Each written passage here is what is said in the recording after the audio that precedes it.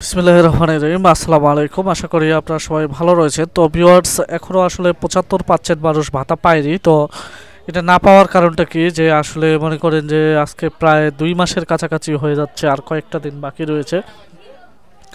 যে একটি নোটিশ প্রকাশ হওয়ার পরেও মনে করেন যে যেখানে মনে করেন যে সর্বোচ্চ সময় ৭ দিন থেকে ২১ দিন পর্যন্ত থাকে, সেখানে প্রায় ২ মাস, আজকে ৫৬ দিন। এই ৫৬ দিন ধরে আপনাদের সাথে একটা কেমন জানি খেলা চলতেছে, যে আসলে ভাতার টাকা দিচ্ছে না। এটা একটা মনে করেন যে জমিদারি মনে করেন যে একটা প্রথা হয়ে গেছে। তো ভিউয়ার্স, এই বিষয়গুলো নিয়ে আলোচনা করব। তো তার আগে অবশ্যই আপনারা আমার চ্যানেলটা সাবস্ক্রাইব করে পাশে থাকা বেল আইকনটি বাজিয়ে রাখবেন।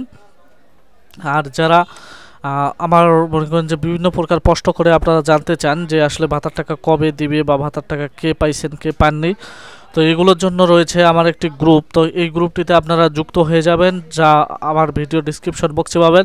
শিক্ষা উপবৃত্তি ভাতা সরকারি হেল্প পোস্ট, এবং আমার রয়েছে একটি পেজ।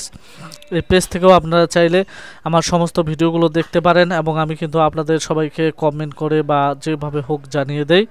তো ভিউয়ার্স, আমি আপনাদেরকে বলি যে আসলে স্বৈরাচারের পেদাত্তাগুলো এখনও কিন্তু যেটা বুঝতে পারতেছি, যে আসলে মনে করে যে ৯৫% প্রশাসনের মধ্যে তারা কিন্তু ঘাপটি মারে বসে আছে। কেন বললাম যে ভিউয়ার্স, আসলে যারা এই মনে করেন যে আপনার ২৭০০ টাকা বা হচ্ছে ১৯০০ টাকা পায়, তো তাদের কাছে যে ২৭০০ টাকা আর ১৯০০ টাকা কী জিনিস, এটা কিন্তু এই মনে করেন যে যারা এই স্বৈরাচারের আত্মাগুলোকে যে সে রাখে গেছে, এরা কিন্তু এই জিনিসটা কিন্তু বুঝে না। কারণ এরা যদি বুঝতো, তাহলে আমি আপনাদেরকে বলতেছি যে তারা শুক্র শনি রবিবার নাই, সোমবার নাই, ঝড় নাই, বৃষ্টি নাই, তারা অবশ্যই ডাটা এন্ট্রি কাজগুলো করতো, এবং ডাটা এন্ট্রি কাজগুলো করেই আপনাদেরকে আপনাদের কাঙ্ক্ষিত যেই ভাতার টাকাটা, সেটা কিন্তু আপনাদের কাছে পৌঁছায় দিত। ভিউয়ার্স, এটা কিন্তু আসলে আপনাদের সাথে একটা সম্পূর্ণ মনে করেন যে একটা ফাজলামের একটা খেলা। কারণ তারা ভালো করেই জানে যে আপনারা হচ্ছেন সমাজে সবচেয়ে মনে করেন যে নিম্ন আয়ে বসবাসকারী মানুষ। কারণ আপনাদের পক্ষে কথা বলার মতো কেউ নাই, আপনাদের পক্ষে জনমত তৈরি করার মতো কেউ নাই, আপনাদের পক্ষে রাস্তায় দাঁড়ানোর মতো কেউ নেই। এটা যদি মনে করেন যে আজকে কোনো প্রাথমিকের মনে করেন শিক্ষকের বেতন, এক প্রকার কোনো শ্রেণীর শিক্ষকের বেতন যদি আজকে ২ মাস ধরে আটক করতো, তাহলে আজকে দেখতেন যে যমুনা যায়, সেখানে দেখতেন যে প্রধান উপদেষ্টার গেটের সামনে ভাঙাভাঙি শুরু হয়ে যেত। যদি মনে করেন যে এটা কোনো মন্ত্রণালয়ের কোনো মনে করেন যে সচিবের বেতনকে আটক করা হয়তো ২ মাসের জন্য, তাহলে দেখতেন যে তারা সেই মন্ত্রণালয়টাই মনে করেন যে অচল করে দিত। কিন্তু একটা কত বড় খেলা খেলতেছে তারা, যে আসলে আজকে ২ মাস ধরে এই গরিব লোকের মনে করে যে যারা সরকারের টাকাটা পায়, সেই টাকাটা দিয়ে মনে করে যে তারা ওষুধপত্র খায়, বা তারা ওষুধপত্র খাইছে দোকানের মধ্যে, সেখানে তারা টাকা দিবে, মনে করেন তাদের কথাগুলো তারা রক্ষা করতে পারতেছে না। এরা একের পর একটা মনে করেন যে খেলা খেলতেছে। তো ভিউয়ার্স, আমি আপনাদেরকে বলবো যে আসলে আপনারা একটা কাজ করুন, যে আপনারা আমার যে গ্রুপটি রয়েছে সেই গ্রুপের মধ্যে আপনারা কমেন্ট করে একটা ঝড় তুলুন, যে আসলে আপনাদের গর্ভবতী বা হচ্ছে প্রতিবন্ধী বা বয়স্ক বা বিধবা ভাতার টাকা খুব দ্রুত চাই। তবে এগুলো মনে করেন যে প্রশাসনের চোখে পড়বে, বা আমিও মনে করেন যে বিভিন্ন মন্ত্রণালয়ের কাছে সেগুলো স্ক্রিনশট করে পাঠাতে পারবো।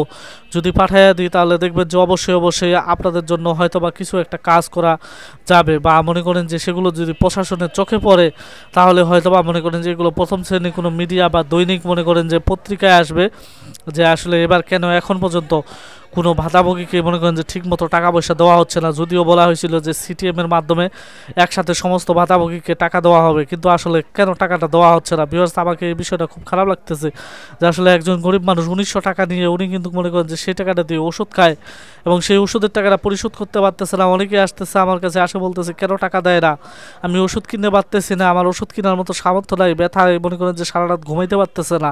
আসলে আমারও তো হাত পা বাঁধা, আমি কি করব বলেন। কারণ হচ্ছে আমি তো মনে করেন যে আর হচ্ছে সমাজ কল্যাণ মন্ত্রণালয়ের কোনো সচিব না, বা আমি মনে করেন যে সরকারের কোনো বড় কর্মকর্তাও না, যে আমার হাতে মনে করেন যে বড় ধরনের কোনো ক্ষমতা আছে যে আমি এই টাকাটা আপনাদেরকে দিতে পারবো।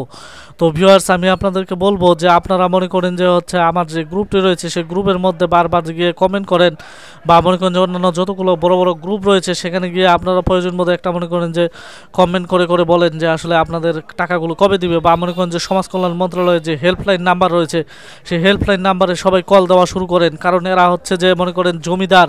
এরা যখন একটা সরকারি চাকরি পায় তখন মনে করেন যে সেটাকে তাদের বাপদাদার সম্পত্তি মনে করে, সেখানে তারা অবহেলা করা শুরু করে দেয়। প্রয়োজন বোধে সরকার অস্থায়ী লোক নিয়োগ দিয়ে মনে করেন যে এই সকল ডাটা এন্ট্রিগুলো সমাধান করে আপনাদের টাকাগুলো খুব দ্রুত দিয়ে দেবে। কারণ ভিউয়ার্স, আমি বুঝতে পারতেছি যে আপনাদের কাছে এই 1950 টাকা থেকে শুরু করে আপনাদের 2700 টাকাটা, এটা বিশাল বড় একটা অনেক কিছু। তো ভিউয়ার্স, আসলে দেখেন, আপনারা রবিবার পর্যন্ত যদি না হয় তাহলে রবিবারে আমি একটা ভিডিও তৈরি করব।